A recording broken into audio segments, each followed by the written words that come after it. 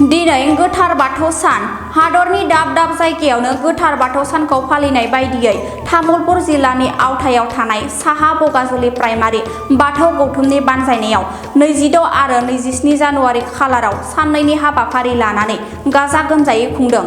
हाबाफारि बायदियै दिनै फुं समनिफ्रायनो बाथौ आरज गाबनायनि गेजेरजों जागायो।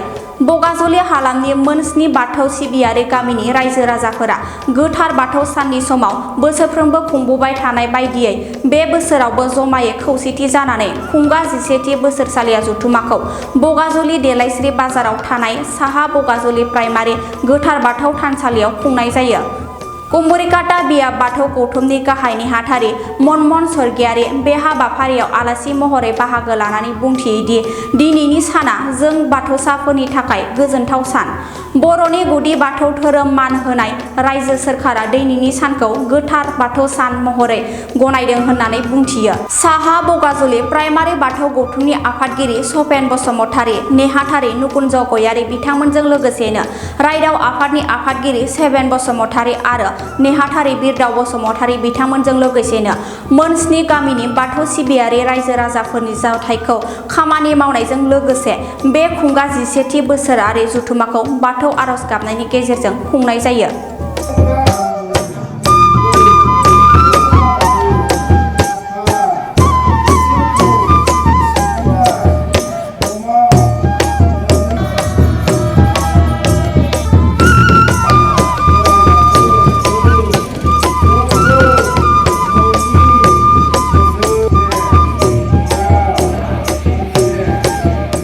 नैथि मंगलबार मागो दाननि बेवहायथ' सरकारा गनायथि होखाबाय। दा बे हिसाबै जोंनिया बगाजुलि प्राइमारि साहा बगाजुलि प्राइमारि बाथौ गौथुमा साननैनि हाबाफारि लानानै मैया डेलिगेट सेसनमोन। दिनै आरज गाबनाय नैथि मंगलबार। दा बेवहाय जोङो बगाजुलि साहा प्राइमारि बाथौ गौथुमा साननैनि हाबाफारि लानानै जोङो गाजा गोमजायै खुंनाय जादों। बेवहाय गासै जोंना 7 गामि दङ। बे 7 गामिजों जोङो बोसोरफ्रामबो बिदिनो नैथि मंगलबारखौ दिनै देग्लायजों नैथि जाबाय। बेखौनो जों खुंबाय थायो आरो बेयाव जोंहा गोबां मानसि जमा जायो। दा बे जमा जानाय हिसाबै जोङो गोग्गोमैनो खुंनो हायो आरो खुंनाय जादों। दा बेयाव हिनजाव हौवा गासैबो फैयो, गथ' गथाय। दा बिदिनो जों खुंदों आरो बेयाव आर'जआथ' ओरैनो आर'ज हिसाबै जोंनि बगाजुलि साहा बगाजुलि प्राइमारियाव ओरैनो मोननै गाहाय आर'ज हान्जा दं आरो गामि गामि दा सोलोंगासिनो दङ दामनाय देनायजों। दा बिथांमोना ओरैनो ज' हिसाबै जों दा आर'ज गाबदों। मोननै प्राइमारिया गाहाय माबा आर'ज हान्जा दङ। दा बे हिसाबै जों मोननैया आर'जखौ जों खालामनाय जायो आरो बाथौ गौथुम हिसाबै गोबां खौसेथि दङ।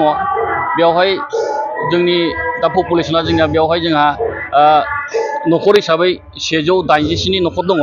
दा 187 न'खराव जोंहा बिदिनो गाजा गोमजायै खुंबाय थायो आरो बे खुंनायखौ लानानै जोंहा गोग्गानाय दङ गामि हिसाबै गामि गामि। दा जोंनि 187 न'खरा निस्सय मिथिजोब्बाय दा बाथौ धोरोमा मा आरो बाथौ धोरोमखौ जों मानो सिबियो आरो बिनि बागै गासैबो मानसि सुबुंफ्रानो मिथिनाय जाबाय। दा बे हिसाबै जोङो बिदिनो फालिलांबाय थागोन आरो बेल' नङा, जोंहा सप्तायाव खेबसे आर'ज जायो।